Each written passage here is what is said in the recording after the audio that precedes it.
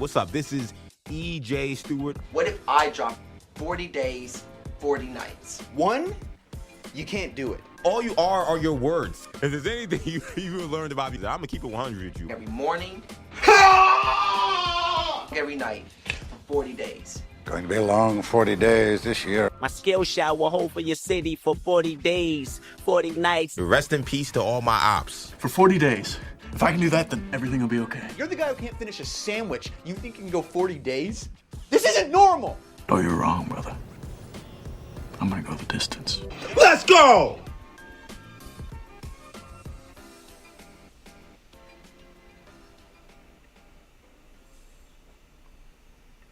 Let's go is right. What's up? This is EJ Stewart. You're watching 40 Days, 40 Nights. The top right is wrong. We're not on day number night now. We're now on night number night. And really excited to have this show with you. We got some breaking news coming right out of the chute today. Really excited about that. We have a new head coaching hire. Someone's been hired in Baltimore.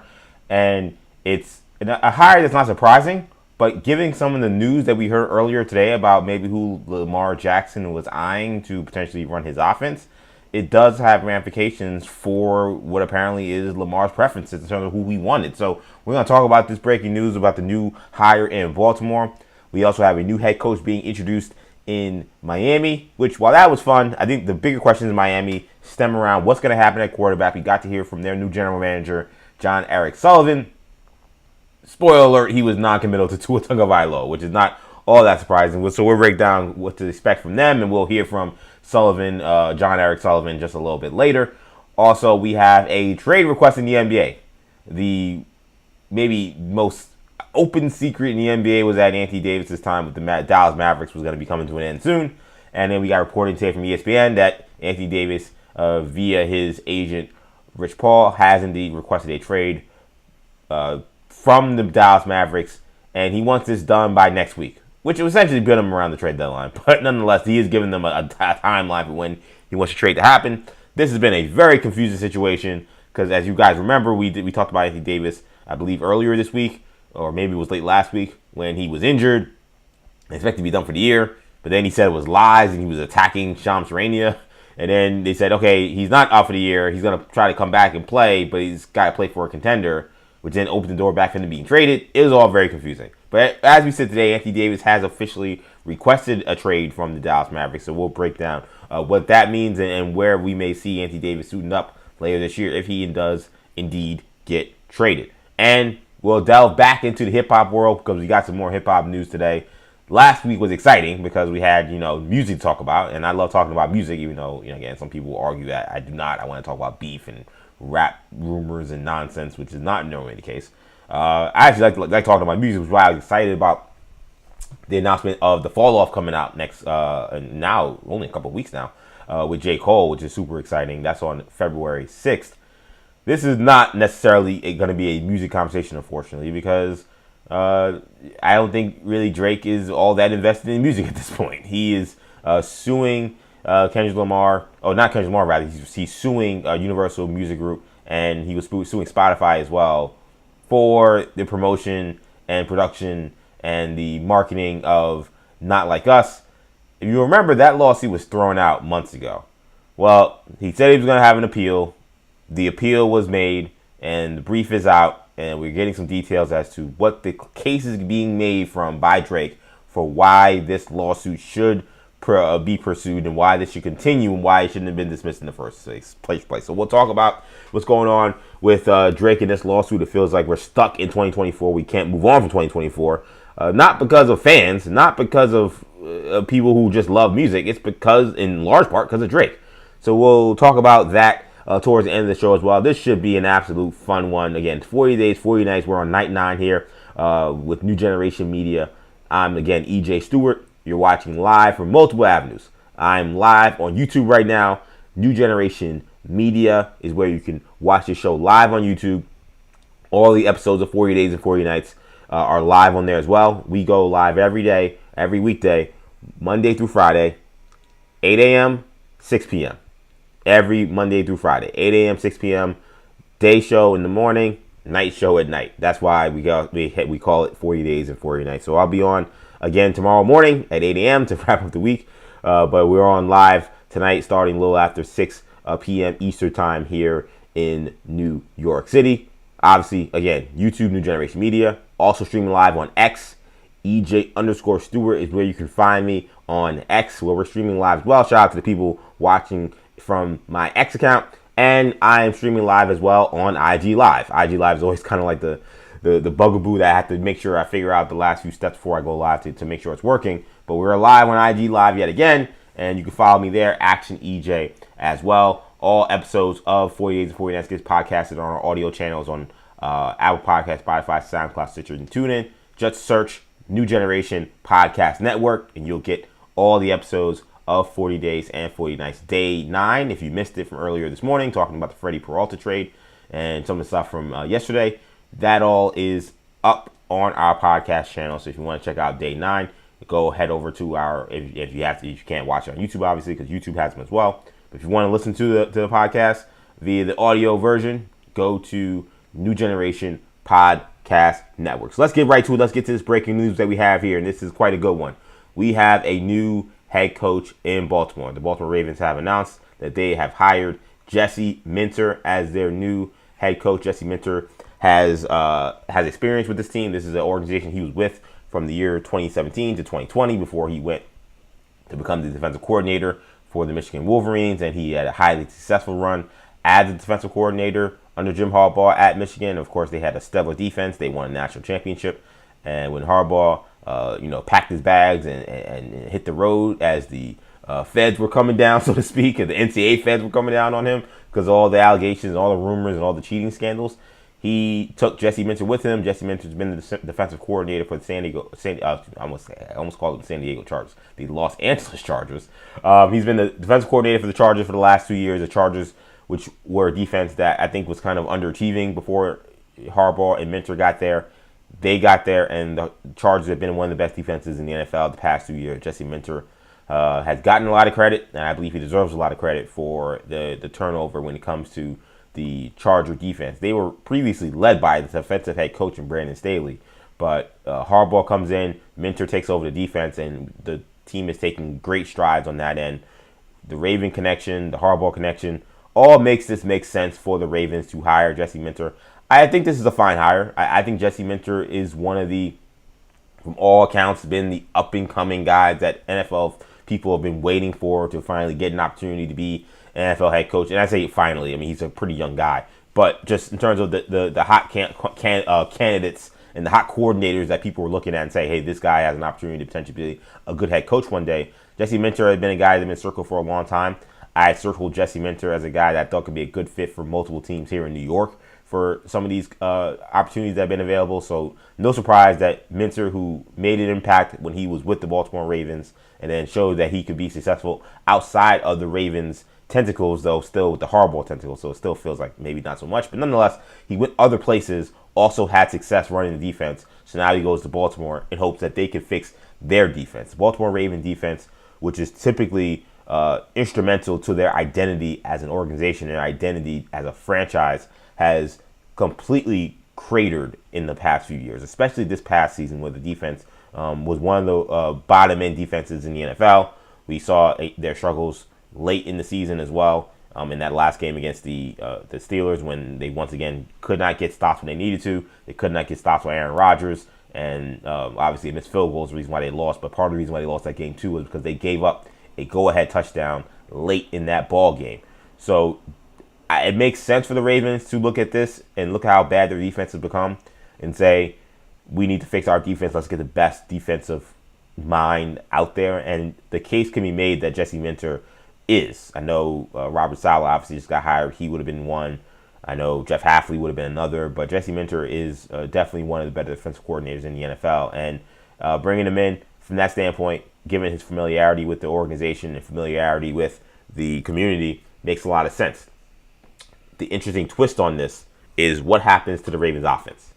Because, yes, defense is their identity, and part of the reasons why I think they have struggled, especially this year, but even the last 2 years defensively, has been because they have gotten away from that identity, and they've not necessarily, I don't know, I could say they didn't draft well, because they have guys who are starters that are impact players. I think Starks was an impact player this year. Kyle Hamilton's obviously a stud, but they haven't had enough of those guys become impact players on their defense, and they haven't been able to produce a lot of stars. I'm so used to watching the Ravens defense, and yes, you had Ray Lewis and Ed Reed, but you also had your Terrell Suggses, and you had your Haloti Nadas, and you had a bunch of other guys, Bart Scotts, guys who they can get in the 5th, 6th round, undrafted, guys who just would pop up and like, whoa, this guy now is a star. Oh, that guy's now a star. Like, and these guys were legit stars. It wasn't like, oh, they were just good because they were playing with Ed Reed and Ray Lewis. Like, they had stacked defenses. It had been striking to watch the Ravens defense the last few years and see names but not see stars. Like, oh yeah, I know this guy or I know that guy. I know who Van Noy is. I know who that guy is.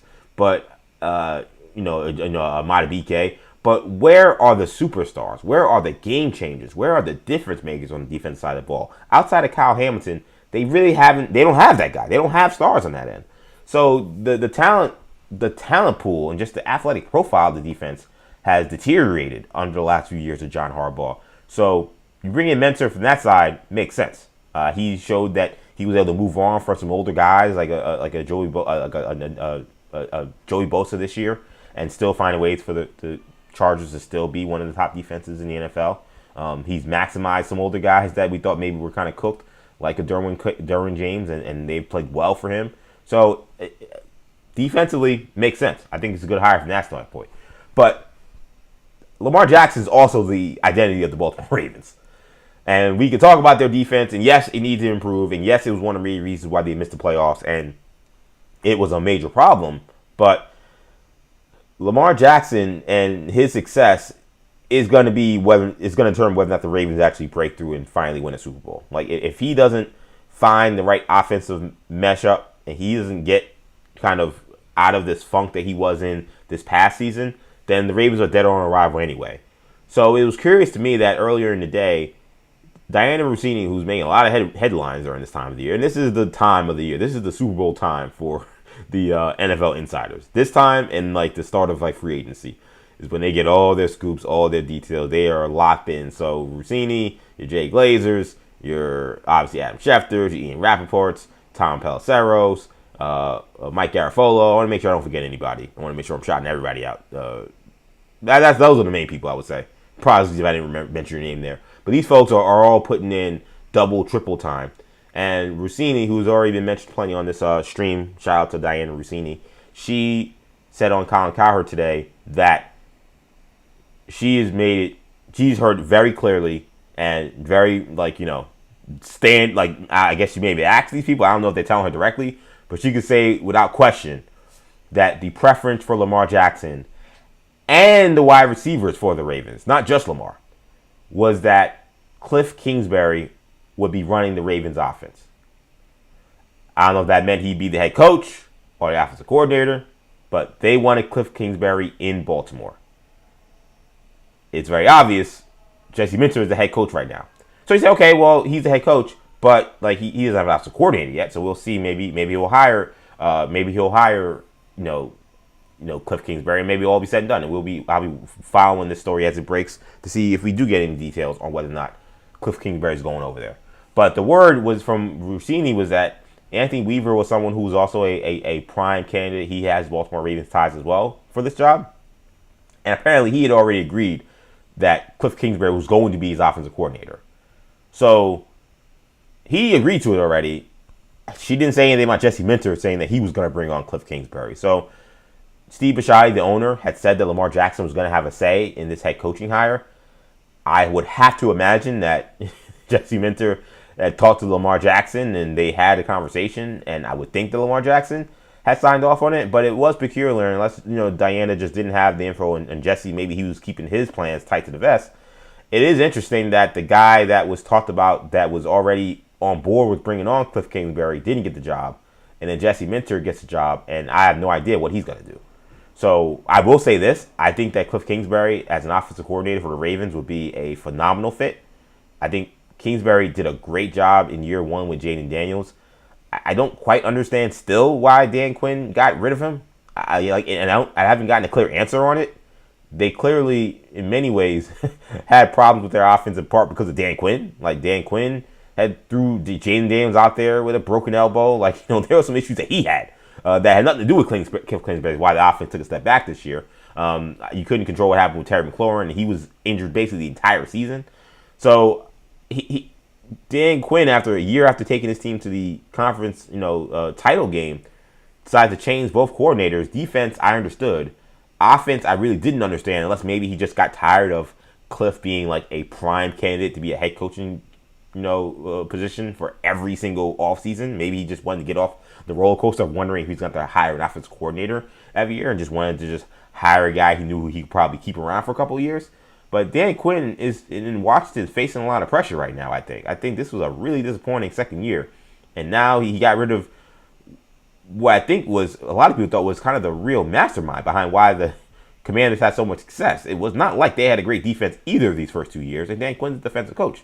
They were a great offense, and at least they became a great offense in year one.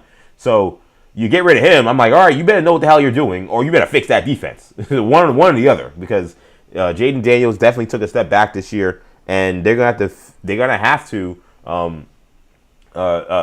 I think get back to the playoffs, or at least contend for the playoffs next year. This year was just anything that could go wrong went wrong for the Commanders.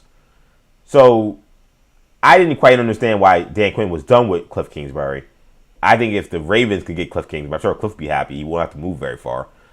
People I think underestimate how far Washington is from DC. Having now have some ties now that I have some ties to DMV because my fiance is from the Baltimore area, but still I'm sure like okay. Find a house a half hour, 45 minutes from here, I'll probably be fine. So I'm sure he would be thrilled, I think, to be in Baltimore. It's probably why some of these talk has been coming out about, Weaver saying that he would take Cliff because it makes sense geographically, Cliff to stay in the area.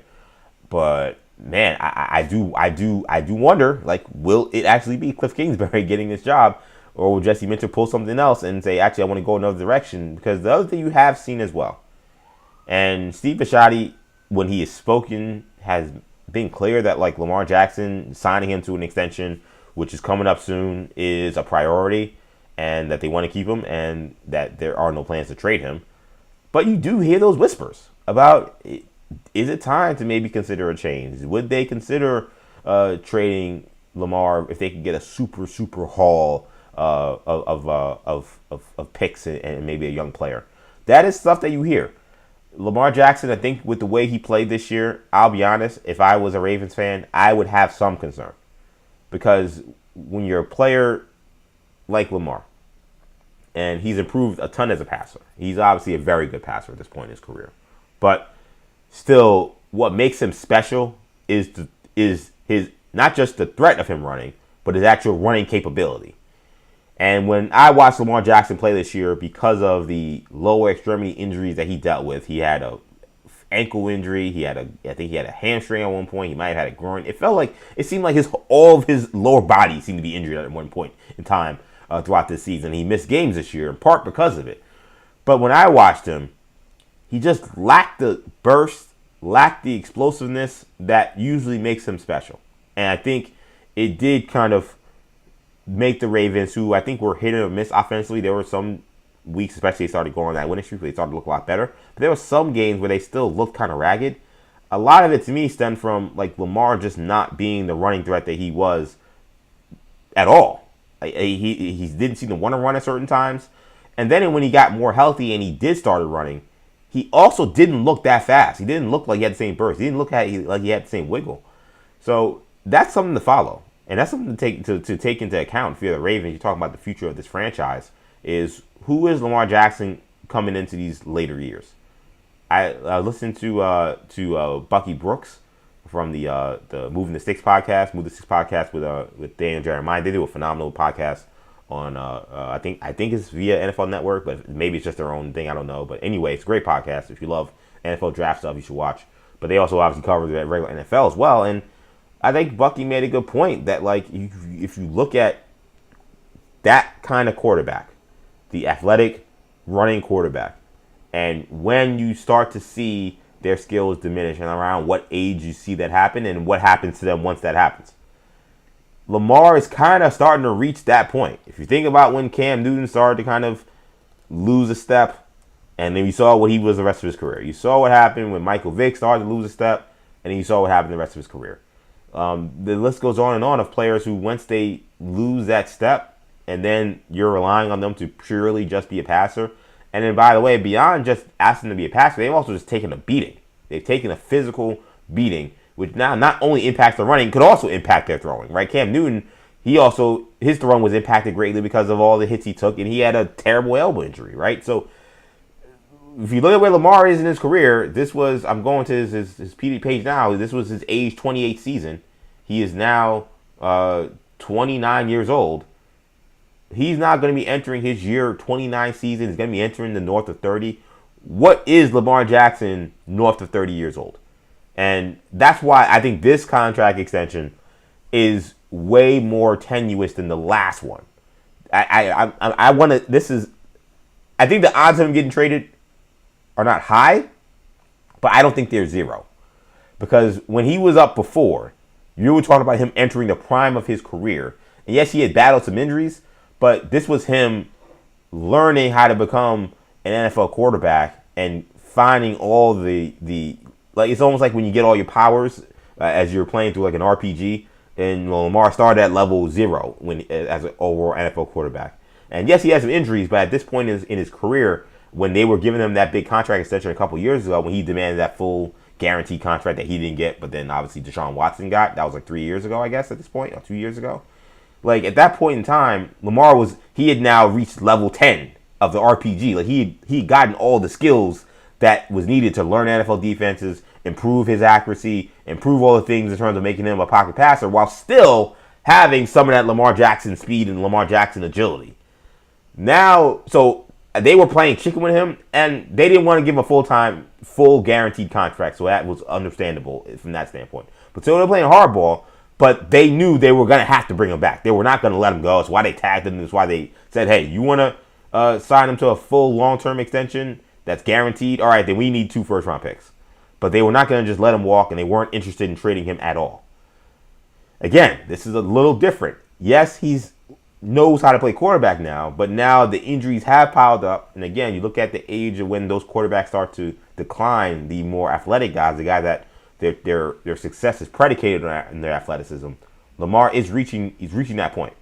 Does not mean he can't develop into a great passer who is more of a pocket guy who can beat you in spurts with running the football. I think that the way he's improved as a passer, he definitely could be that. But I do think because of the injury situation and because he has a knack to miss some games, and he's a guy that is special because he can absolutely fly, watching him this year would give me some pause. And I'm very curious what this contract looks like. Does he just get $1 more than, I guess, the last guy who I think is, I want to say Joe Burrow? Or maybe it's Justin Herbert. I guess maybe it's Herbert, whoever it is, the highest paid quarterback in the NFL. Does he just get $1 more than those guys? And if he does, how many years is it? I think those are all fair questions. And then do they say, hey, let's see if any of these other teams want to give him $1 more than Herbert and Burrow, and let's see if those guys will give us the moon and the stars to get him. It's interesting. And so I bring it up because Minter is the head coach, and I saw today that the guy that had already committed to getting Cliff Kingsbury was Anthony Weaver. That name does not say Anthony Weaver on my screen. That says Jesse Minter. So I'm like, all right, well, you didn't hire Minter. So, you didn't hire Weaver. Is Cliff out of the question? Like, is he going to be with the Ravens? Is Minter agreed to the same thing that Weaver had already agreed to? Those are answers I don't think we have yet. But we'll see. All this could be moot. And we end up seeing Cliff Kingsbury with the Ravens. At that point, I think if you're a Ravens fan, if you can find a way to get Jesse Minter in here with Cliff Kingsbury, and then maybe even with Anthony Weaver, who now needs a job, he still needs to be a defensive coordinator somewhere, I think you're like, okay, now we're cooking with gas. This could go many different ways here. But it is an interesting hire. I think it's a good hire for the Ravens, assuming they find a way to make Lamar Jackson happy. And then beyond just what Lamar Jackson wants, like I said earlier, I also think it's the right move. I think Cliff Kingsbury, in like his style of coaching, with so much of the spread, read option stuff, a lot of the easy throws, a lot of the big plays that he likes to scheme up, those plays seem to be, it seems like a glove hand fit for Lamar Jackson. Like just putting him in the Jaden Daniels position we saw in year one. And, he might not be quite as quick or fast as Jaden Daniels is still, but he's still got some legs, I think. Again, we'll see next year. It seems like if Lamar Jackson is who we think he should still be, then that should be a great hire. I don't know who else you would look at and say, well, I would prefer someone else. So I'm very fascinated by what happens. But Ravens announcing brand new head coaching hire, fresh off the presses. Jesse Minter will be the head coach of the Baltimore Ravens. I saw it is a 5-year deal, which it seems to be is now becoming like the standard now. Like we're not doing the 4-year deals anymore. Like those are like that's like the David Culley deal. Or whatever, that was his name, right? David Culley, the guy with the Texans, who like nobody wanted to hire. Nobody wanted the Texans job, so they just looked around. They were like, you, Ravens assistant, come over here and be the head coach. A guy who never would have got a job anywhere else because the Texans job was just looked at as so radioactive at that point in time. I think he may have got like a 4-year deal, like a 3-year deal. It seems like anyone else, they're not getting those.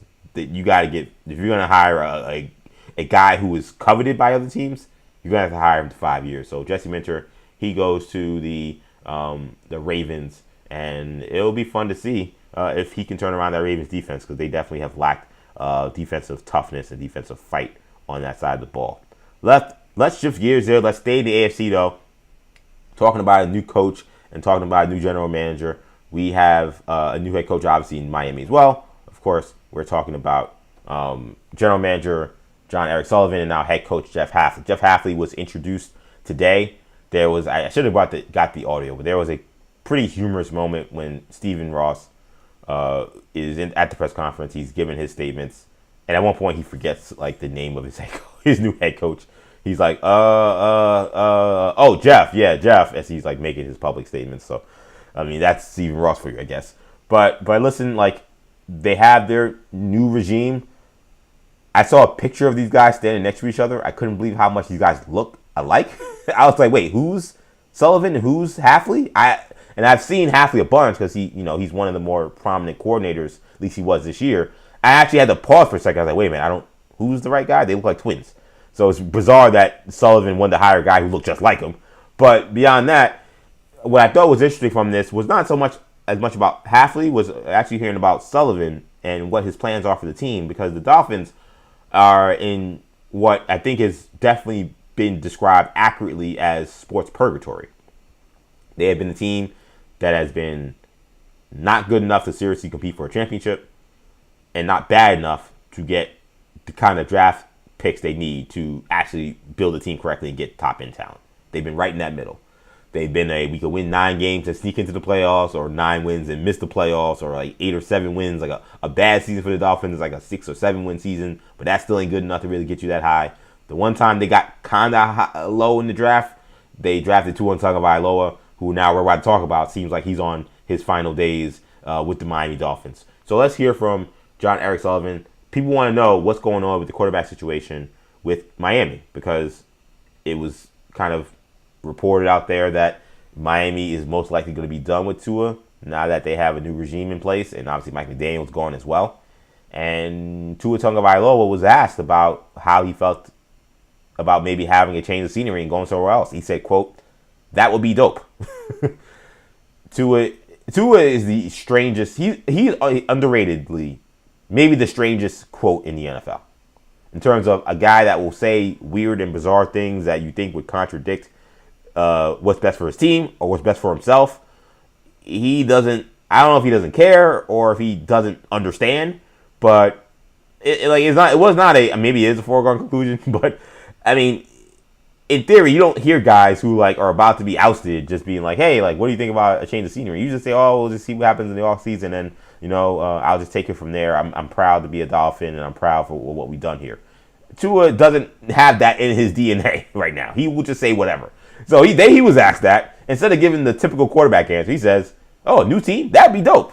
While he's in a Dolphin uniform. This was not like, this was like I'm talking to like, the pivot with like Ryan Clark and Fred Taylor and Channing Crowder in a podcast forum. This was like at his locker room. He's like standing on the Dolphins logo on the mat, on the carpet in the locker room saying, yeah, it'd be dope to be on a new team. So he's kind of an interesting figure at this point. He's a weird quote. So he seems he's perfectly fine with a new place. I don't know if he was starting that new place, but he did say that it would be, quote, dope to have a maybe a change of scenery. Here was Jon-Eric Sullivan when he was asked about what's going to happen with Tua. I mean, obviously, that's a huge question looming over the organization. I'd be naive to think that everybody doesn't understand that. I have a lot of respect for Tua. He's a good football player. He's accomplished a lot in this league. I think whether it's Tua or anybody else, it's unfair and irresponsible for me to sit up here and talk about anything specific before I've talked to the player himself. Quarterback is the most important position in professional sports. You know, I also think it's the most dependent. These guys heard me say this in the interview process. We will evaluate that position like we evaluate every other position, and we will do what is best for this football team. I mean, I hear that, and I think it was nice that he was respectful to Tua. He said, I think he's a good player. I think he's done good things. I have not talked to Tua yet, so I'm not going to sit here and say, yeah, he's done. This is in many ways, this was like it was very anti Terry Pagula in that clown show we saw in Buffalo yesterday. I know the Bills are 100 times better than the Dolphins, but it was nice to maybe see, hey, outside the owner forgetting the head coach's name, that is kind of what a introductory press conference for a coach and general manager and owner sitting together, that's how it should look. Besides Ross forgetting the coach's name. Everything else, that seemed normal. That seemed respectful of everybody. That seemed like let's give them something while also giving them nothing. And let's get to the offseason. I was pretty impressed from what I heard from Jon-Eric Sullivan at this point, even if I feel like I'm not crazy about their hire and I feel like I'm not all that confident that this is going to be something that they're going to have to turn around. They could turn around very fast. I think this is going to be a very long rebuild because I think if you're being a realistic Dolphin fan, I think you realize that you have to get off this hamster wheel of this purgatory you've been in, where you have not truly rebuilt the team. They keep trying to get these veteran guys and getting these. They've been trying to microwave success for 20 years. That's why they haven't won a playoff game this whole time. So I think he's going to understand that, but this is him being respectful of everybody. Also, not just like blowing up his leverage, because maybe somebody would trade for Tua, so he's not going to say, hey, Tua's a bum, get him out of here. Again, that may sound like something that would be obvious, but it was not obvious to the Buffalo Bills yesterday in terms of how they handled guys who were on their way out, most likely, and guys that had been disappointments. So that was Jon-Eric Sullivan on Tua. Here's more from him saying that there's a ton of work to be done in determining what to do with the quarterback position. With Tua or anybody else, to sit up here today and tell you that I have a great understanding of what we're going to do or which way we're going to go, that would be a lie, because there's just too much work to do. There's too many conversations to be had at this point. A lot of respect for Tua, what he's accomplished in this league. I thought Quinn did a great job at the end of the season. We have to figure that out. We will, but today is not the day I can give you that answer. I understand the question. I just can't give you that answer today. And to be honest, I think it is not an easy conundrum. Like they have one of the worst QB conundrums in the NFL. He might actually. I know if a GM is talking, the lips are moving, they're lying. That's one of my favorite quotes from my friend Andrew Perloff. So could he have? Oh, I know exactly what we're going to do at quarterback, and I know exactly what my plan is. Yes, he could. I mean, in theory, you would think that if he's pitching to Stephen Ross, he should have got this job, that he'd have some kind of plan in place. But I think given the fact that Tua's on the team and his salary and where they are in terms of draft positioning, I do think that there is a lot of uncertainty as to how this is going to shake out, where I don't know if he actually knows exactly what's going to happen. He may have a plan, or he may have something in terms of how he hopes things will go, but a lot of this is going to be out of the Dolphins' hands in terms of what they're going to do at quarterback. We're in a draft this year that is not a quarterback draft. You have only one guy that's slotted to be a top, at least at this point, we've heard, a top 5 guy, even top 10, it seems like. Only one guy in Fernando Mendoza. So it's not like there's all these quarterbacks in the draft that you can get. The other guys that are there, you could be competing with the Jets, who have 2 first-round picks. So if you're interested in Ty Simpson, the Jets also may be interested in Ty Simpson. So there's that hanging out there. And they're drafting right now number 11. It's a weird spot. It's for a team where there aren't that many top quarterbacks, you're drafting 11, so you can't get up to 1 most likely. And the other guy that's there, not everybody is sold on in Ty Simpson. I don't know exactly what the obvious answer is for a quarterback for the Dolphins this year. I don't know if they know that. my hunch is that you'll see Kyler Murray there. That's just the hunch I have. Is they'll take a flyer. I think Tua and Murray will probably be cut out. We'll have to see how it ends up shaking out. But their contracts are so bad, I can't see anybody taking them. So I think they get cut. And I think of the guys that are available, Kyler will probably be the most accomplished. Does he have a lot of warts, so to speak? Definitely. We don't know if he loves football. He doesn't seem to be a great leader. And he has not really had the success that would, warrant him being a former number 1 overall pick. He's had some success. He's been a Pro Bowler. But he's overall been a disappointment. And he also seems the kind of guy that I don't know if I want to send him to Miami, of all cities. And he's not like a nightlife guy. But Miami is just a place of distraction. And he seems to be like a guy that I want to put him in like NFL Siberia to get, if he's going to figure it out. And I mean, Arizona should have been that in theory, and it wasn't. But I don't know if I'm sending him to like Miami, where maybe, I don't know if he's getting into nightlife stuff, but he may find his way into other stuff in Miami. Again, it's a distracting city. And again, I think, sending him to like a Green Bay or a place like that, obviously he's not going to start in Green Bay. He'd be like a backup if Malik Willis goes somewhere else. Malik Willis also, maybe he could be an option here. He would make a lot of sense because Jeff Hafley just saw him up close and personal in Green Bay. But even if you go with a Malik Willis or you go with a Kyler Murray, you're still not getting off the carousel of being in the middle. I don't think if they sign Kyler Murray or Malik Willis, their ceiling definitely is the Super Bowl. Can I squint to see them sneak in as a playoff team? I mean, maybe, but that would be surprising, I think. So, how do you do this correctly? How do you correctly tank? Because I think that is what they have to do next year. I think that they're going to have to tear down this roster even further than they already have, tank for a year, be in the top 5 or 6. There should be a draft where there should be more quarterbacks that are up there that high, and then they get their guy. But who are you got to play this year? You got to play a season this year, and you're doing it with a brand new coach. Are you going to just do what the Jets did and do an Aaron Glenn and just throw him out there and say, hey, man, you're going to have to go out with this crappy roster and figure it out, and you're going to take all the arrows? They might, but it's not a tough position. It's very hard to then justify bringing that guy back for yet another season. So that's a hard thing to put together. That's a hard thing to try to pull. So the Dolphins are a little bit in a tough positioning. I don't root for the Dolphins, so I'm happy they're in a tough position. But in terms of just being as an objective observer and a football fan, I don't envy the Dolphins spot. I don't like being where a team currently in purgatory, and we gotta find a way to get to tanking, because now you're only talking about more pain and more suffering. It is not fun to go into the tank mode. It is brutal to watch your team get curb stomped every week. Trust me, as a Jet fan, I know. So to go from, oh man, we're in purgatory, we're not winning anything of significance, now we're gonna get things are gonna get a lot worse before they get a lot better. That's not the spot I want to be in. I actually prefer to be in the Jet spot, where I'm already at the bottom, and now it's just like, how far can we climb out of this, and can we actually finally get to a point where we are competing for the playoffs and competing for championships? I'd rather be there than be where the Dolphins are. Like, the Jets are in like phase 3 of a plan of getting back to where they want to be. Like, phase 1 was like tearing it down and firing everybody and not bringing anybody back.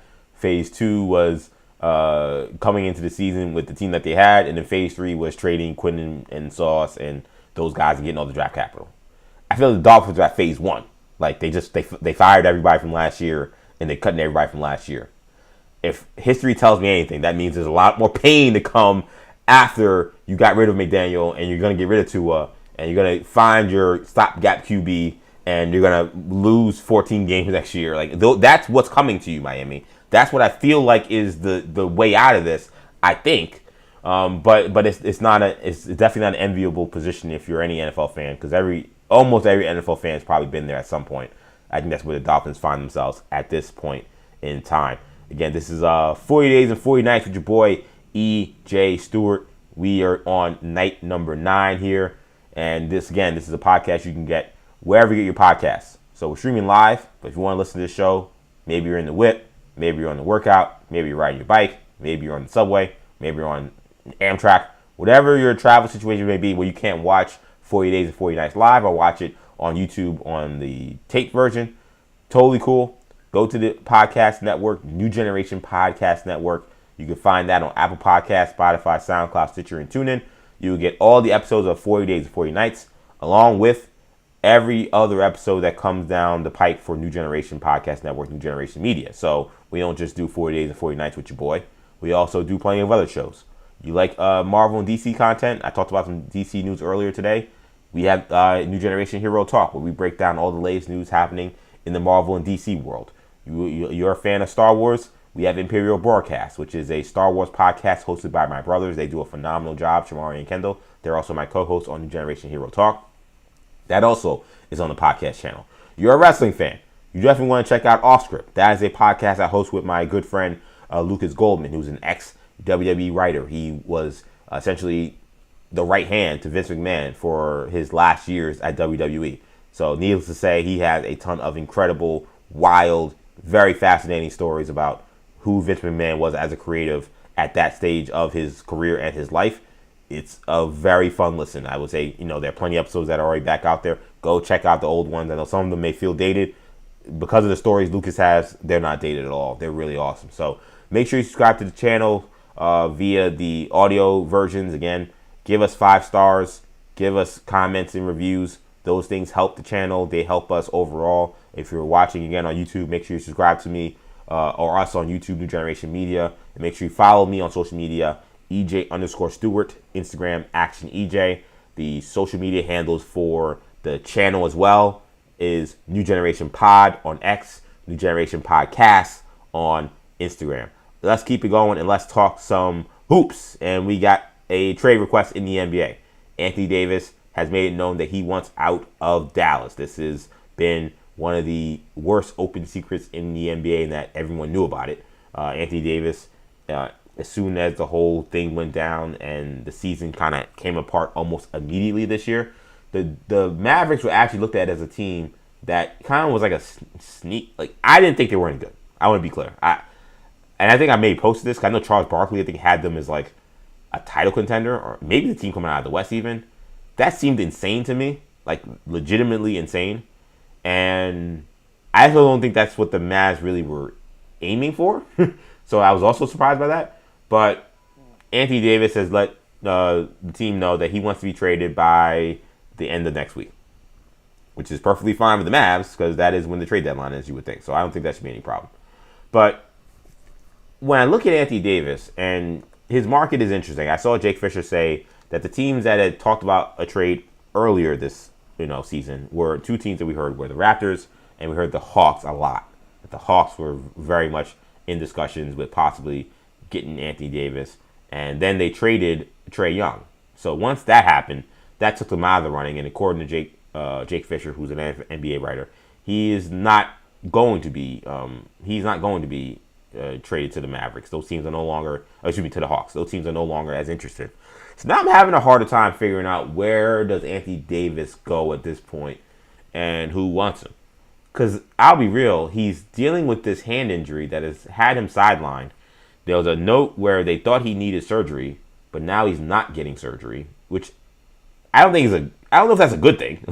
Like, okay, he's not getting surgery, but he clearly needs it. So you're gonna get a compromised Anthony Davis for whenever he comes back healthy. I believe the timeline from when he got hurt was about 6 weeks that he'd be out. So you're getting a damaged goods Anthony Davis, who already has been damaged goods for most of his career. Is that something that's going to be all that appealing? I'm not all that convinced that he is somebody that is going to get a lot of return at this point. I think he also has a contract extension coming up, so that's also another thing. Well, actually, he's owed $175 million over the next 3 years. That's also kind of a lot of money. So I'm actually fascinated. He's enough of a talent that somebody probably takes the plunge and takes a shot on him. But I don't think that it would be a team that I think is like, that we are going to look at and say, oh, that's a definite championship contender. I think the team that ends up taking a flyer on him is going to end up being somebody who are like, oh, you're going to have to kind of squint and see it, that they can find a way to maybe get in playoff contention or find a way to make a run here. That would probably be that kind of team that makes a run in Anthony Davis. The team that I keep thinking about, that I think if he could come back relatively healthy and be somewhat viable. I don't know how the money matches, but considering where the Suns are at this point, the Mavs, I don't think should care about trading him within the conference. He was not really ever on your team, so I don't think whatever the Lakers might not want to trade. In theory, might not want to trade Anthony Davis within the conference if they weren't getting Luka Doncic. Typically, you don't want to trade a guy that can hurt you. You're going in the opposite direction, so it doesn't matter. I would wonder if the Phoenix Suns would be a decent fit. They basically haven't had anything from Jalen Green. He essentially hasn't played this year. He played like 2 games, I think, and that's been it. And they've been completely fine. It has not been an issue at all. They were playing Devin Booker at point guard, and then now they've given the key to Colin Gillespie, and Colin Gillespie is doing a really good job running the point for them. They seem fine. I don't think that they're in a positioning where we definitely need Jalen Green's going to come back and he's going to change us dramatically. I think they're kind of going to be the same team. Jalen Green's not all that efficient. He is young and he's athletic, so there's an upside there potentially. But I never loved the fit of him and Booker ever. When they made this trade, because I am someone who I've always felt that Dillon Brooks has been underrated. He is annoying. He is not a guy you'll root for if he's not on your team. But you got to take that away. It's almost like, listen, I know I diss Draymond Green all the time because he's annoying as well. And I think he's a dirty player. But there's no question that guy impacts winning. Everywhere he goes, he wins. Well, he's only been on one team. But when he's on the court, he makes the Warriors a lot better. It's very obvious he's an impactful player. Even if he is not someone who can carry a team on his own. And that's part of the reason why he's annoying to me. Because he acts like he is. Where I'm like, if you didn't have Steph Curry, you would be... maybe you'd be helping somebody else, but you wouldn't have 4 titles. That I know. But he's a very impactful player. Dillon Brooks is not as good as Draymond Green, but he's like a lesser version. Again, every team he goes to, they win. He was with the Grizzlies. He was annoying. He was bothersome to everybody else. He talked too much trash. He didn't have the best habits in terms of being a sportsman or maybe even a leader, but he impacted winning. They were a good team when he was there. He went to Houston. He immediately impacted winning. They were a good team when he was there. And he went to Phoenix, and I told you, I was like, that is a pretty good move for Phoenix. I don't love Jalen Green. I like Dillon Brooks. And he has helped them. So I'm thinking, okay, we can get Jalen Green out of there and actually send him to a place that makes sense. Dallas kind of makes sense. They don't have I don't know what Green is. I don't think he's a point guard, but they may try him at point guard. They don't really have a point guard. They kind of don't really have a shooting guard for the future. They don't have anything. They had Cooper Flag and a prayer. So, okay, let's give Cooper Flag another young running mate, a guy that we can get. I don't know. I don't think you'd have to attach much draft capital to get Anthony Davis at this point because again, he's so damaged good. So, I think for the Mavs, or excuse me, for the Suns, I don't think you're getting crushed with draft capital. But send over Jalen Green's contract that we probably don't want to pay anyway. Let's attach some other junk we have on this team. You gotta find a way to make the money match. I know the money might be tricky. I don't know exactly. I don't have their trade machine up right in front of me. I would if it didn't think it would freeze up my computer. I want to make sure the stream is going live and going smooth. But the Phoenix Suns, I think, would be, if there was one team I'd say, okay, that is interesting, and I'd be curious what that means for the Western Conference. They would be the team. I don't think there's really any other team. I don't think that the Knicks will be interested from the Eastern Conference side. Again, anything with the Hawks and Raptors being resurrected, I think, is unlikely. The Raptors would be much more interesting than the Hawks. But I think, again, what are they giving up? And do the Mavs want what they would give up for Anthony Davis? I don't think the Mavs want Emmanuel Quickley. And I don't think they want R.J. Barrett. And that's probably who you're getting for Anthony Davis. So I think that they would say, no thanks. I don't want to commit that much money and that much years to 2 young guys that I'm not sure about. Jalen Green, I think, is probably seen from NBA circles as someone that's a little bit more worth the flyer because he was such a high draft pick and because he's so athletic and because he's had some big explosive games. So I don't see Toronto. I don't see it. I don't see where, the other team that I don't think they would do it, but I do think maybe they're a team to think about is I do wonder if Indiana maybe looks at them and say, well, we are in a position where we're the worst team in the NBA, arguably, but we're going to have Halliburton back next year. And we have what is probably going to be a top 4 pick this year. If you're Dallas, if I can get that Indiana pick, I'm making that trade in a millisecond. Find the money to make it work. I'll take whatever crap you got in terms of bad contracts. I'm getting in this top lottery. I can get my own pick and then also a Pacers pick, and I can kind of maybe control the draft a little bit, or at worst get 2 top picks in this draft. I'm doing that. And the Pacers are in a position where, like, it's the question that all these teams that are title contenders have to ask themselves is it worth trying to bring along a super young player on a team that in theory is ready to win a championship? We've seen it go different ways. We saw the Celtics do it with Jaylen Brown and Jason Tatum, particularly Jason Tatum being the guy, and it went extremely well. They didn't win a title during that stretch, but they were a very good team during that stretch, and he fit in perfectly fine. We talked about it earlier today with James Wiseman. That was a utter disaster. It could not have gone any worse. It was a terrible move to try to put James Wiseman in there with that group. He didn't. He couldn't come along fast enough, and I don't think they did a good job developing him. So I don't think he really makes a lot of sense. So if you're the Pacers, do you make that decision and say, you know what, if we get Anthony Davis, and now we've replaced Miles, because I think Miles Turner leaving them was definitely a blow. Now we've actually replaced Miles Turner with even with his injury-riddled self, a massive upgrade over Miles Turner. He doesn't want to play center, but you got to talk at this point. Davis is losing a lot of leverage. He's later in his career. You got to say, listen, bro, you got to play center. Like, we're not doing this anymore. We're not doing this game where you're going to be passive-aggressive and you're going to be slandering us in the media. Like, you're at the end. This is your last big contract. Just go play center. Let's help us win a championship. So that may be a team that would make sense. But the rest of these Eastern Conference teams, I don't think Detroit does something desperate. I don't think Cleveland does something desperate, though maybe they're a team to consider. Again, it's tricky because you're dealing with a guy with an injury. If he was fully healthy and he was totally fine, maybe you do see some of these teams in the East, like the Knicks, like the Pistons, like the Cavs, say, you know what, let's make a big move here. The Magic as well. Because he's not, I just think it makes those teams more skittish. Where I think you're now going to see it's going to be more of an unorthodox team. Maybe it's a Chicago. Again, maybe it's Indiana who's way out of it. Or again, if you go to the West, if they want to trade him within the conference, the team I circled was Phoenix. Phoenix was the team I circled and said, okay, that I could see as being someone that would make sense potentially. And I think that could be a good fit. So we'll see, man. It's so weird to see the Anthony Davis market and just feel like it doesn't feel like anyone's emerging. And it's not because he's not really talented still, even, but it's just he is nicknamed street clothes for a reason, man. That guy misses a ton of games and he is still currently hurt. It's why I felt like, the trade request was so bizarre, because I'm like, they probably want to trade you. So I don't think that it's not too much skin off their back to trade. And in fact, they probably would love to trade you this week if they can, because you have such a long-term deal. Now it depends. Someone could look at it and say, well, they actually are in a position because he's injured and because he's getting older, his contract is actually a negative that he has 3 years left.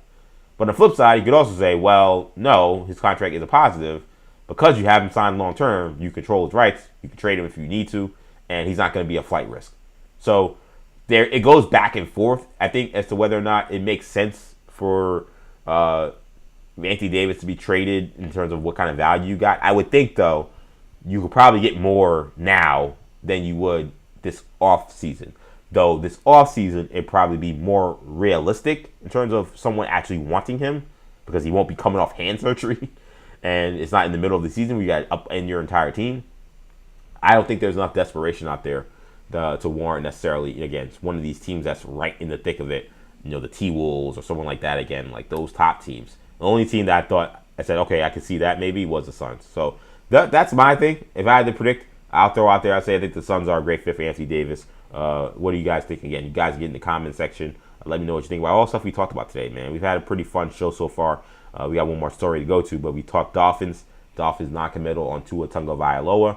That is unsurprising, and I think the Dolphins are in a position where they are staring down the barrel of a serious, serious rebuild, and it's going to take a while, I think, to get that thing figured out. And we have a new coach in Baltimore. Jesse Minter has been hired as the head coach of the Baltimore Ravens. Lamar Jackson and his wide receivers reportedly wanted Cliff Kingsbury to run the offense. That is according to Diana Rossini. I have no idea at this point if that is what Jesse Minter wants.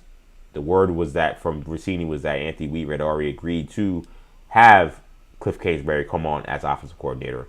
I don't know if that's the same agreement that Jesse Minter had, but Jesse Minter was a highly successful coordinator, obviously, with the Chargers. He was highly successful at Michigan. He had been on the Ravens staff between 2017 and 2020, so he's familiar with the community, familiar with the organization.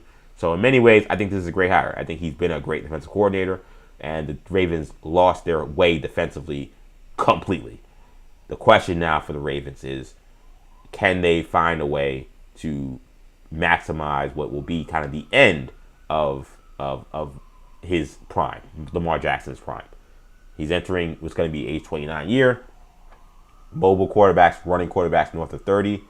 The returns aren't that pretty, especially for guys that have dealt with some injuries, and Lamar has. So can he adjust his game, or can he just get more healthy, or can they figure out a happy medium involved, both of those things, so that he can continue to be the superstar player that he was? Because he definitely, without question, I thought took a back seat and took a little bit of a slide this year.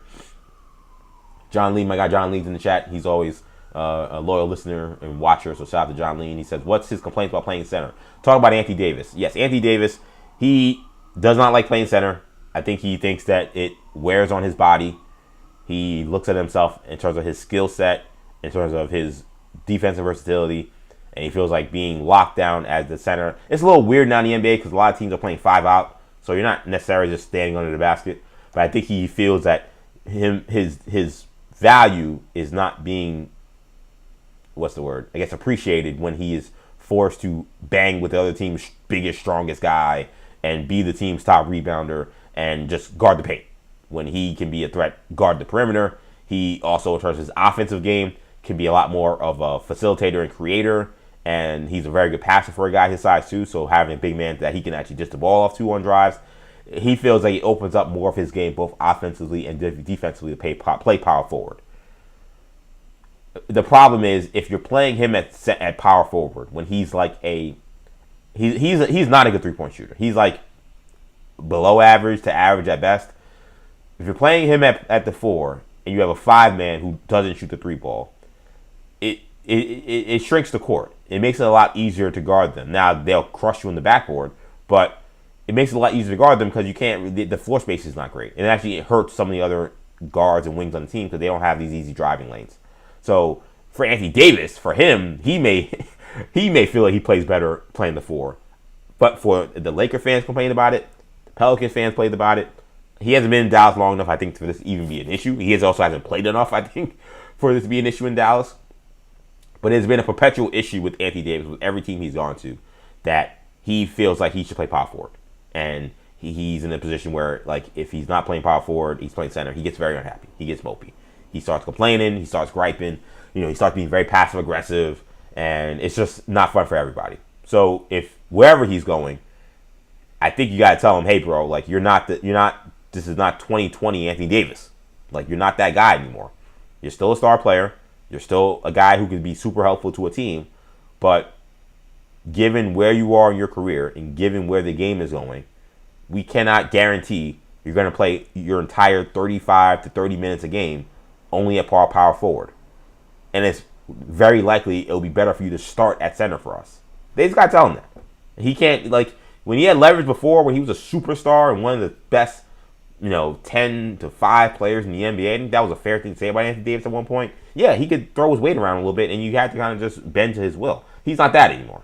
So I think now you got to say, nope, sorry, that's not what we're doing here. Do you want to win? Do you want to be a champion again? Do you want to play on a team that's a winning team? If not, you can just stay in Dallas and ride away. We have no problem with that. But we're not going to do this thing again where you're saying I'm not playing center. Well, I'm not doing that. Shout out to John Lee. He said, thanks for the rundown. Had heard it before, never really understood it. Yeah, it's again, and I don't think what he is saying in terms of his reasoning is like totally wrong. Like, he is highly skilled. He is dynamic defensively and offensively. He does have power forward or 4-man skill sets. He's not just like a standard center. But standard centers aren't even standard centers anymore. That's why I think it's so short-sighted. Because there's so many teams that are playing super small. There's some teams that don't even play true centers.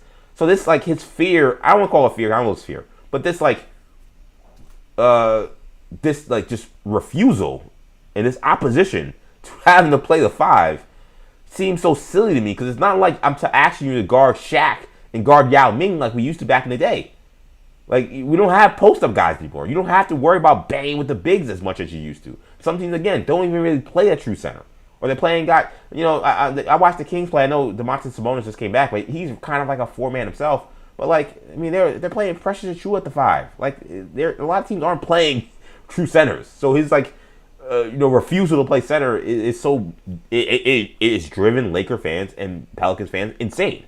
Because there's so many. Because a lot of times the way those teams were built, they're like, oh man, if we play AD at center, we probably have the best chance of maximizing everybody's potential. And he just refuses. He just gripes and bees and moans about it, and until they decide, all right, fine, we got to get a real center to play next to AD. And the team always is worse when they do it. It's only worked once. They did win a title. They had Dwight Howard, but AD also played a lot of 5 during that time too. But besides that, his entire career they've been doing this thing. And it hasn't really resulted in anything of worth except for 1 year when LeBron James was having one of the best years of his career playing for the Lakers. But good question. I'm glad I was able to clear that up in terms of Anthony Davis and the bizarre situation of him always wanting to play power forward and not center. I don't think that he's going to have a say in the next place he goes. That's my opinion. Rich Paul is his agent, and Rich Paul is extremely influential and extremely powerful. I don't know if that power that he usually wields for more guys that are more in their prime or LeBron James will be the same in this situation. But I have no doubt that he's going to try to sway that power and use that power. He always does. He used it with this trade request that Tim McMahon reported on today. So to that fact, they'll trade me by next week. And it's like, well, the trade deadline is next week, though. Why are you tripping, bro? But I think probably it's because what they don't want is the likelihood that Anthony Davis is stuck there for the entire year and he's just rotting away. Because he's probably thinking, I could have got that hand surgery and just been done for the year if I wasn't going to get traded. I think he probably feels like he's good enough to be healthy. So get me out of here by this week so I can help a team this year and then I'll get it fixed in the offseason. Don't have me waiting around and thinking I'm going to come back and play for you. I don't want to play for you anymore. That I feel like is probably what's going on here. So last thing on this, man. Last thing on this show before we get out of here. We got to talk about some hip-hop news. Some news that I wasn't all that thrilled about. We got to talk about Drake. So, Drake, as you may or may not know, everybody I think knows at this point, he was engaged in a very highly publicized, highly criticized, highly commented on rap battle with Kendrick Lamar in the spring/summer of 2024. And both of these guys, how it started is kind of a long story, but essentially there was a song where J. Cole mentioned that him, Drake, and Kendrick Lamar are the big 3 of hip-hop. Kendrick Lamar, it's been kind of well known, does not like Drake. Why? We don't quite know, but then we kind of learned a little bit during these rap battles, some of the things he dislikes about Drake. But Kendrick, we know, doesn't like Drake, so I think he was very upset that he feels like someone like Drake, who he thinks has taken shots at him over various different years, would put a song out where he's trying to, like, I guess, seem like they're all, like, kumbaya. So then Kendrick wrote a song basically saying, like, F out of here, I hate you guys, like, don't put me with you guys. And that started this rap beef. That's the short of why this started. And it went back and forth. There were songs sent back and forth.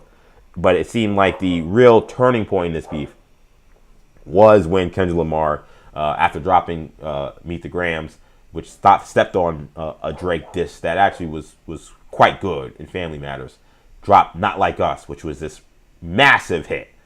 Immediately, people loved the song. It was cutting. It was catchy. It just did everything you needed to win a rap battle, and it essentially ended the rap battle. Drake did try to respond. He responded with what I thought was one of the worst diss songs I've ever heard in terms of just like a response to what was being said. And so Drake knows how to rap. He's a very good rapper. So the actual rapping ability is never going to be awful, but the contents of the song were horrendous. I mean, terrible in terms of the Heart 6. I don't like mentioning it anymore because how terrible it is. So Drake lost this rap battle definitively after that moment of Not Like Us. And he has been basically crashing out ever since. He's been complaining, threatening, all this stuff. And then he eventually filed a lawsuit against Universal Music Group, which is his record label, and Spotify, with all these allegations that it was a defamation lawsuit saying that they promoted and marketed and illegally boosted a song that was defamatory to him, because in Not Like Us, Kendrick Lamar says that Drake likes young women and is a pedophile and things like that. And he didn't like that, and he decided to take this to the courts and say, you cannot defame me in the name of a rap beef. And he did not sue Kendrick Lamar, which was interesting, but he did sue his record label for saying that, him and Kendrick are they're both under Universal. And he is saying that Universal used Kendrick Lamar as a vessel to hurt his name, his brand, his whole thing that he's got going on. He never actually says why, but we know the why is because they're in a contract dispute. Drake wants a new contract, and whatever he's asking for, it seems like Universal is trying to not give him. The why he's doing this is because he feels like they're trying to basically lower his value, so to make it where now he has no case to stand on for what he's asking for Universal, or if he wanted to leave Universal, no one else would give him what he's asking for Universal. So that is kind of where this is at. This was sent to the courts. A judge saw it, and a judge ruled, get this out of here. Basically, the judge's ruling was essentially like, you cannot say that rap lyrics are statements of fact in a rap battle when they're really just what the judge called non-actionable opinion. And he also said that, I think it might have been a woman, I'm not sure, but they also said that you can't, because you both were throwing shots at each other, you both were saying incendiary things about each other, you can't pinpoint what was said in Not Like Us as the line that was crossed, and therefore that is the reason why this lawsuit should go through. You were saying things bad about Kendrick, he was saying bad things about you, people listened, they discerned wherever they discerned, and nobody would realistically, listening to the song, actually say it is now a fact that Drake is a pedophile. There's no evidence, there's no court filings, there's no anything like that. This is just a song. So he got that case dismissed, or at least he got it, but the judge had dismissed the case. That was not good enough for Drake. Not good enough for Drake. They said he was going to file a lawsuit, file a appeal. That appeal has officially been filed as a 60-page appeal. And there's a lot in here, but essentially the case Drake is making is that he is arguing that the song states as a, quote, unambiguous matter of fact that Drake is a, quote, certified pedophile. It is insane to me that he's allowing this to be written in a lawsuit. This looks so weak to me. And he's claiming that Universal Music Group, quote, relentlessly marketed the song, which harmed him. He also claims that the ruling by the judge to dismiss the case created, quote, an unprecedented and overbroad categorical rule that statements in rap diss tracks can never constitute statements of fact. That is what he is claiming. He also is saying that UMG sought to hurt him and turn him into a pariah and a subject of harassment due to their marketing of the song. Here's what I'll say, man. I have a major problem with Drake thinking that he can be the judge, jury, and executioner of what is allowed and not allowed in rap hip-hop beef. It bothers me because he did this with Pusha T. When him and Pusha T were having their back and forth, and Pusha T revealed that he was as the famous line goes, hiding a child. That Drake had this child that he was hiding from the world, and that he actually wasn't fathering the kid at all, and he was being a deadbeat dad. He also said some things about his friend. Drake has a friend I think who suffers from multiple sclerosis, and he was saying, "Oh, your friend doesn't look good either." And Drake was like, "Oh, talking about my family and mentioning my friend who's sick, like that is a line that is crossed, that is too far in rap beef." And as far as I'm concerned, that is the judgment of the people. You guys put out music, you guys put out artwork, and if we think that is foul and bad and we don't want to hear it, then we'll let you know in hip-hop very clearly if we don't want to hear your crap, right? That was him trying to put in rules that have never been in place. people have said some of the most disrespectful, offensive things about each other in rap beef for my entire life and before I was even born. So that was his first instance of trying to do this. Now he's using the legal system to do something that I think is actually insane. To me, nothing looks more fed than trying to set a legal precedent that rap lyrics should be taken as verifiable facts in public record. That's nasty. That is disgusting. Especially given what the feds have done to use rap beefs, or have tried to use rap lyrics, not even beefs, just in songs, to try to lock up so many rappers, so many rap affiliates for guys that are just singing songs and rapping songs and using that as a reason to try to actually lock up what are oftentimes predominantly black men.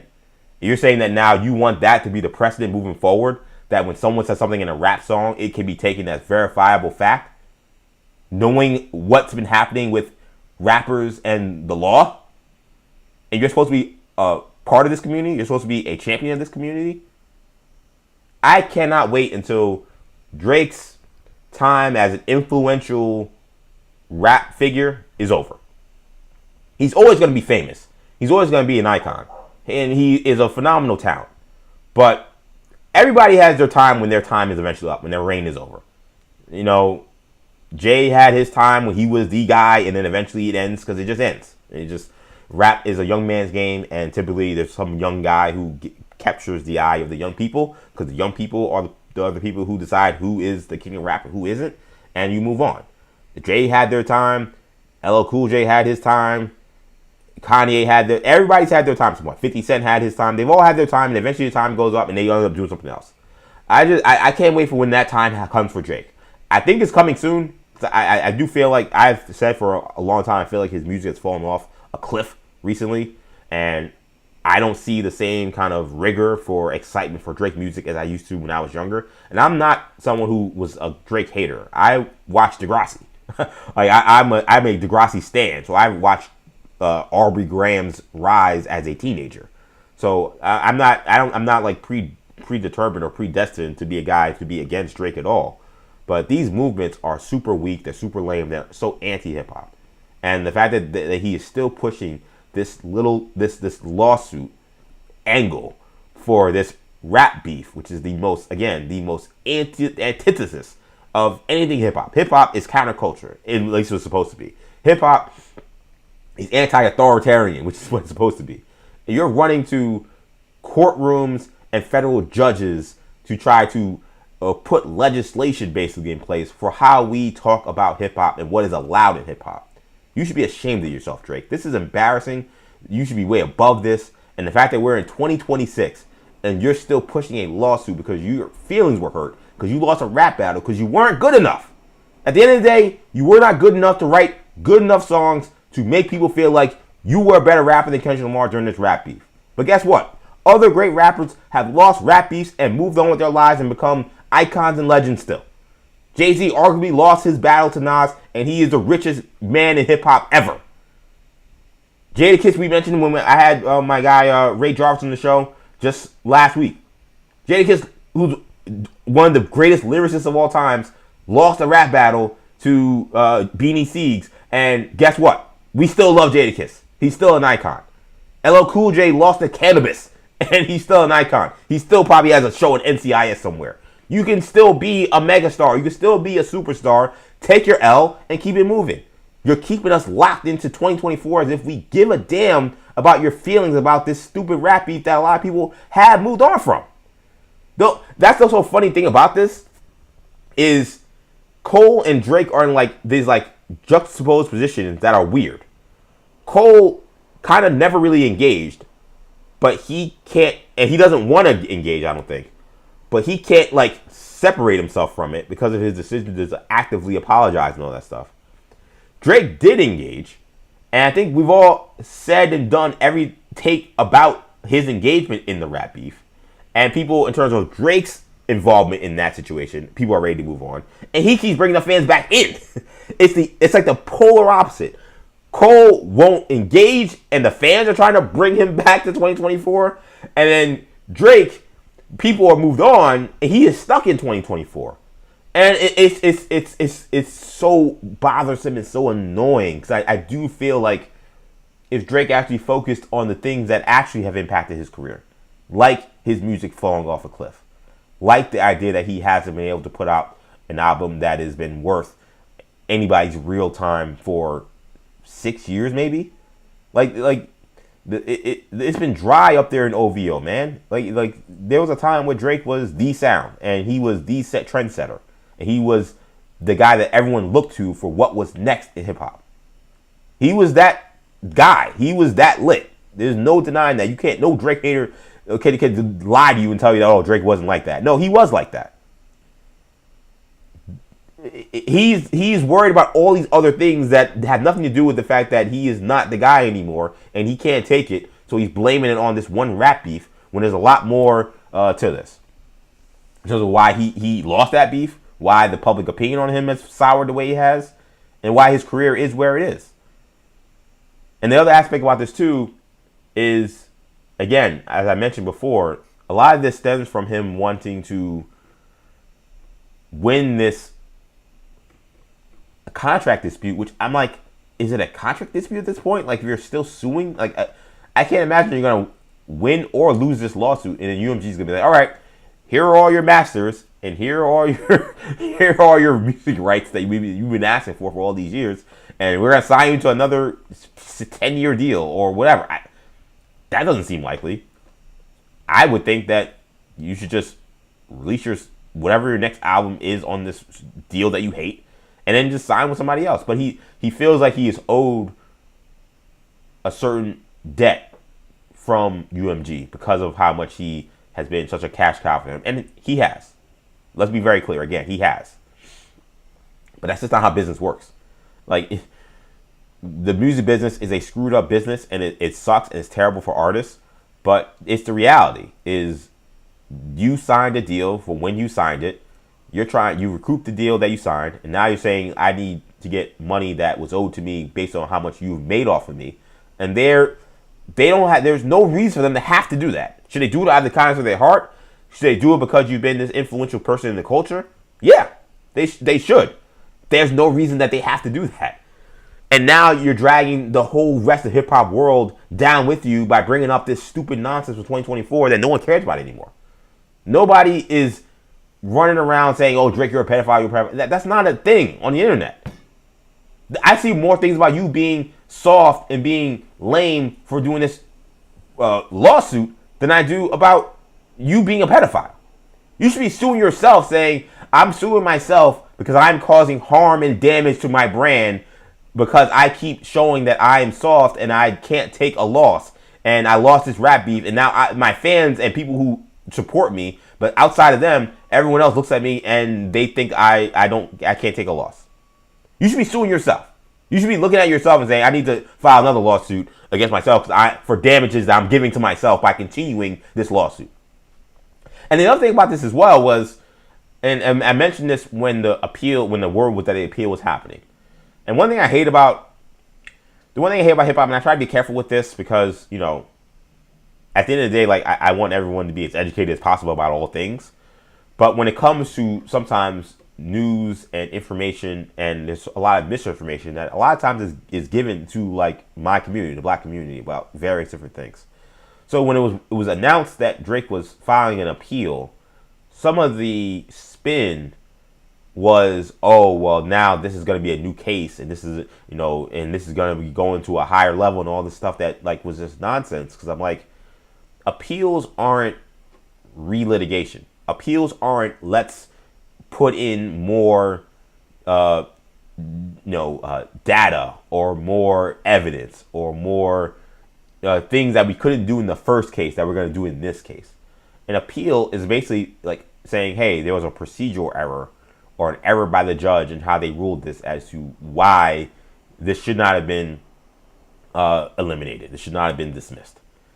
And it got people's hopes up, especially for Drake's sycophants. That, "Oh, well, now Drake is gonna have even a better case this time around." And there are some people saying he actually withheld evidence in the first one so that he could have more to give in the second one, knowing that he may probably lose the first one. Like, stuff that just was nonsense. I'm like, that's not how appeals work. Appeals don't work most of the time.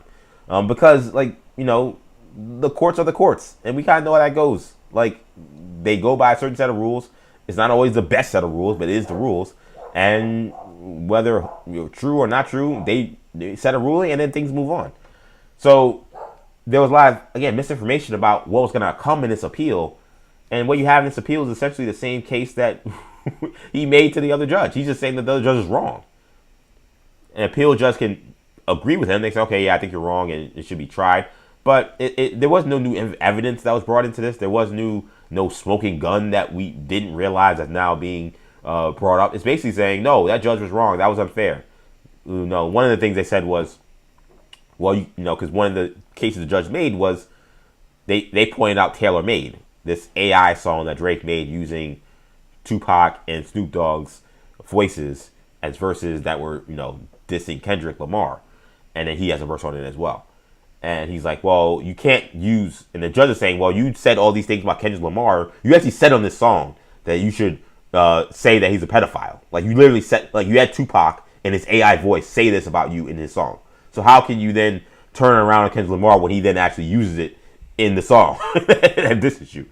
And in this appeals case, the Drake's lawyers say, well, you can't use Tailor Made and what was said in that song compared to Not Like Us, because Tailor Made was not as widely disseminated and it was only up for a week, and there was disputes about the use of AI. I'm like, so you're saying because Tailor Made was whack that it can't be used as a reasoning for why there were disses and stuff said back and forth about each other that were false, and that you goaded Kendrick Lamar into saying something that you now say is defamatory? I don't know about you. Never in my life will you ever see me beg somebody to say something defamatory about me. I will not tell someone, hey man, say something that's totally false about me so I could come back at you with something more false or more wrong. It was a stupid strategy. It was a stupid thing, and I think it is the sticking point for why this whole case is nonsense. But even again, beyond the case being nonsense, just again, in terms of the culture of hip hop, the fact that you're actually trying to make legal precedent that rap lyrics can be taken as verifiable facts, when again, we know how those lyrics have been used or attempted to be used in the past to lock up rappers, lock up rap affiliates, and try to piece together things. And I think that's disgusting, man. I think this is disgusting. I think you should be ashamed of yourself. Again, if you're someone of this culture and you care about this culture, I don't know how you can actually push that narrative that rap lyrics should be taken as verifiable facts. I mean, it's utterly ridiculous. Think about the rap songs you've heard in your entire life. Think about Eminem. Think about Biggie. Think about Slick Rick. Think about all the storytelling things you've heard that are obvious fiction. And this guy is saying that, no, we need to take those as fact and actually be able to use that in the court of law to sue your ass. He's lame. He's lame. And I'm tired. I hate this idea. It reminds me of Kanye West, and I talked about him. It's like there was a time like where you were the coolest guy on the planet, and people wanted to be you, and men wanted to be you. And to me, typically the hottest rapper is usually the coolest guy on the planet. It's like the hottest rapper or the best basketball player. That's how I feel.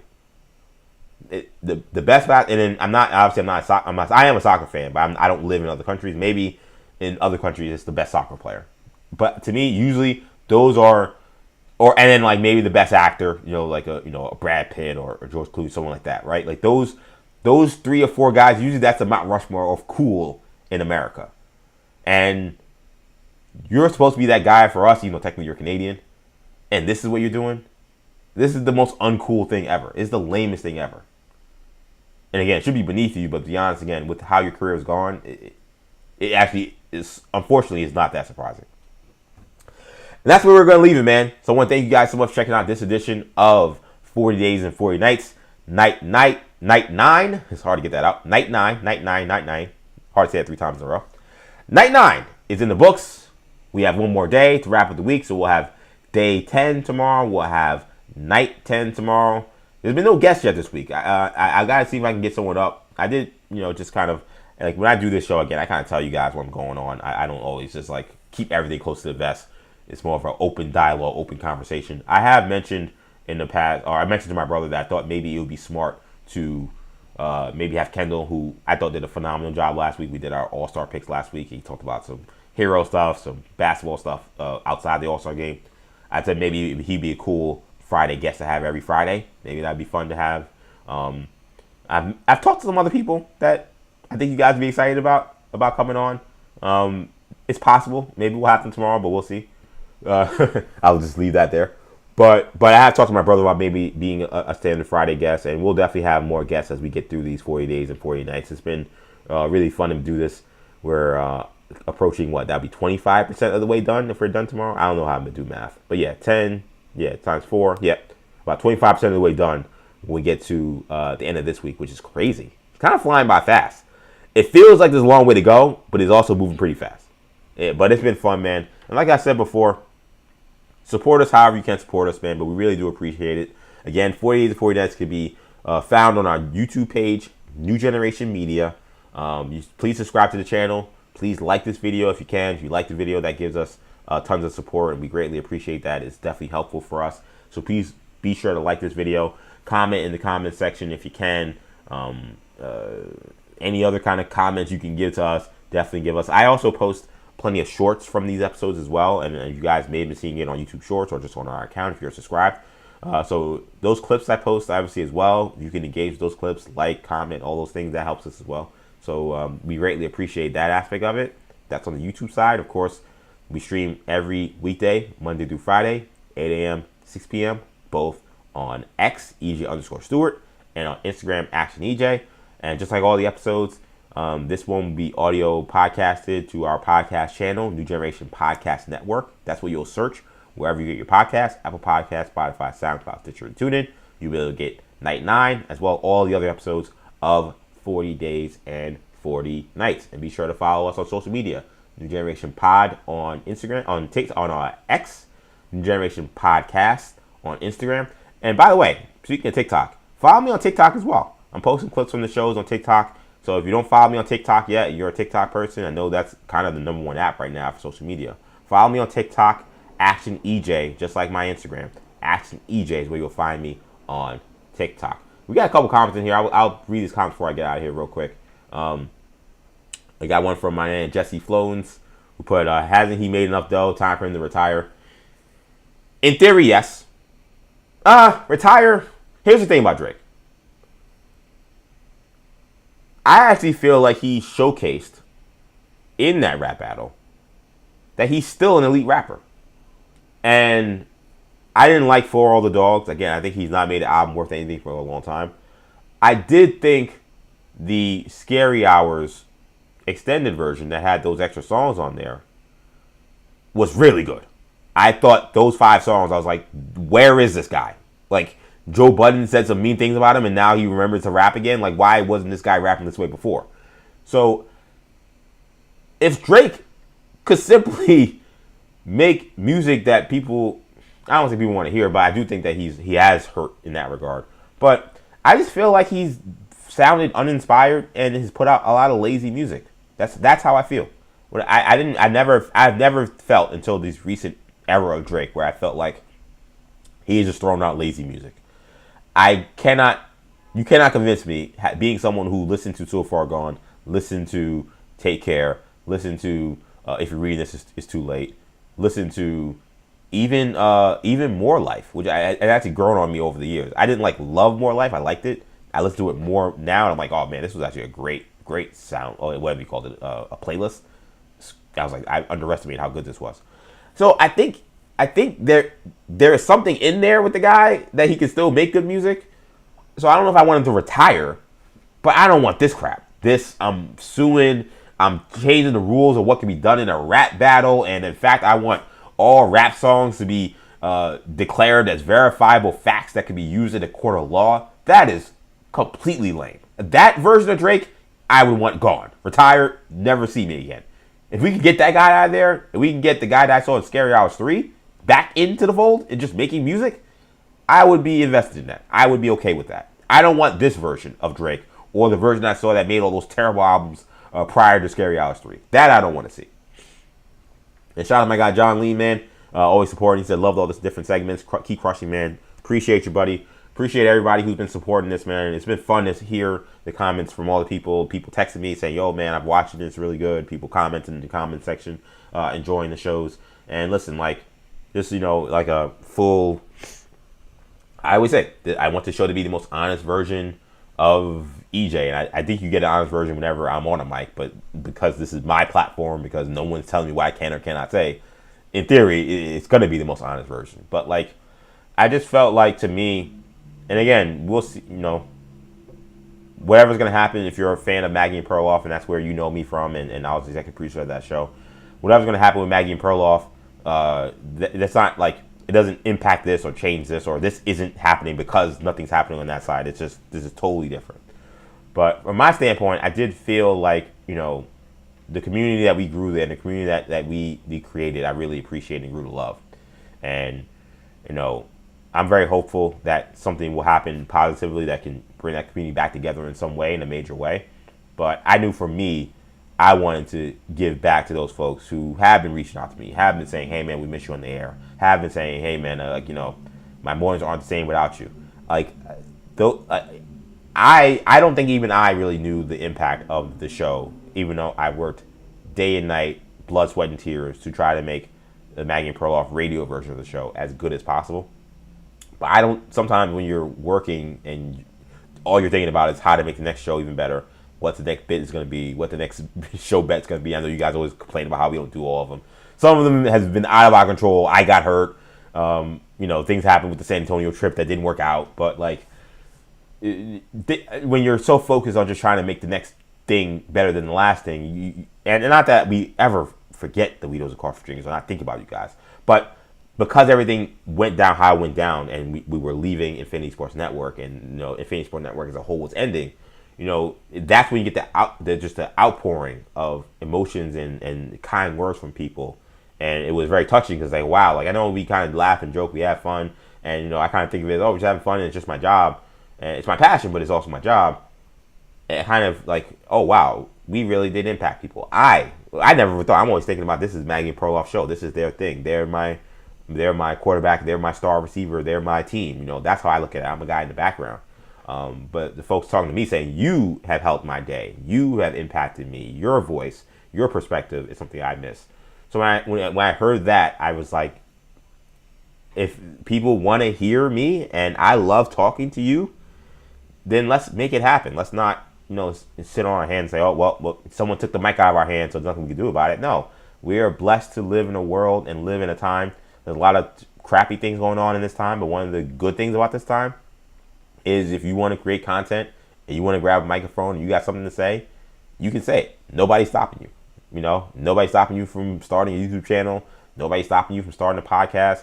I don't like when people do the whole, I know it's like and yes, there are some podcasts that suck and some podcasts that are actually detrimental. But typically, though, I don't like when people are just giving hot takes about sports or hot takes about music or whatever, and people may not like their take, and they say, oh, take the podcast mics away. I think that is the lamest, like, comeback to somebody because you don't like their take. No, they're content creating. They're pursuing what they feel is a passion. You don't agree with them, fine. But no, the best thing about this time is that we can get to our, we can talk our stuff, and we can let our voices be heard, and that we can create and not be beholden to corporations who say who should and who shouldn't be allowed to talk about sports, or who should and shouldn't be allowed to talk about hip hop, or who should and shouldn't be allowed to talk about superheroes or wrestling or video games. Like, for as long as I was alive and years before then, that was only handled by corporations or legacy media. Those were the only people who were allowed to say anything about this. And when you have such a limited pool, what that does is it actually creates you create basically, like, gates around, it's gatekeeping. You end up gatekeeping people out of being able to give their perspectives and cover certain things that they are passionate about. And you only start looking for certain kinds of people. And that I fundamentally am against. I will always be against. I will always be pro independent media. I'll always be pro people having a voice. So the great thing about this time is that I can, because I already have a YouTube channel and I've been working on this stuff for years and years and years before I even got on Fan or Maggie and Perloff. is that I can get on a microphone and talk, and I'm happy that other people get to do it as well. And that's why so much of this project, I know we've gotten some great guests so far. We will have more guests as well, but so much of this project will also be me sharing my microphone and introducing you to people that I think are super dope, and you to people that I think you should hear from, and letting them get their stuff off, and letting you learn about what they got going on. Because then there's so many talented people that I got to work with and got to be introduced to just because of the job I had working on the Maggie and Perloff show on Infinity Sports Network, working on The Fan, which I still do. I'll be on this weekend, hosting on The Fan from 12 to 5. I'll also be on the following weekend as well, from 2 to 6 on that overnight Sunday morning. So 2 weeks in a row I'll be on The Fan. So if you're a big New York sports fan, or you want to listen to your boy just because you want to hear my voice, listen to me on The Fan the next 2 weekends. But there's so many talented people that I've gotten to become friends with, and I think are super dope, and I just want everybody to be put on. So that's what the goal is of this. That's the spirit of this. And again, I greatly appreciate you guys for riding with me this whole time. That's going to do it, though, for this edition of 40 Days and 40 Nights. I know I got a little sanctimonious there at the end, but you know, you're going to get some rants from me every now and then again, because I can do whatever I want. This is my show. This is my YouTube channel, along with my brothers, of course. We all run it together, but nobody's stopping me. So you will get what is a vintage EJ Stewart rant. My mom has these rants all the time. Elisa Stewart's known for these rants. I also go on these rants. So this is like a Elisa Stewart rant. That's like a shout out to her. But thank you guys for checking us out. Night 9 is in the books. Day 10 begins 8 a.m. sharp tomorrow. See you then.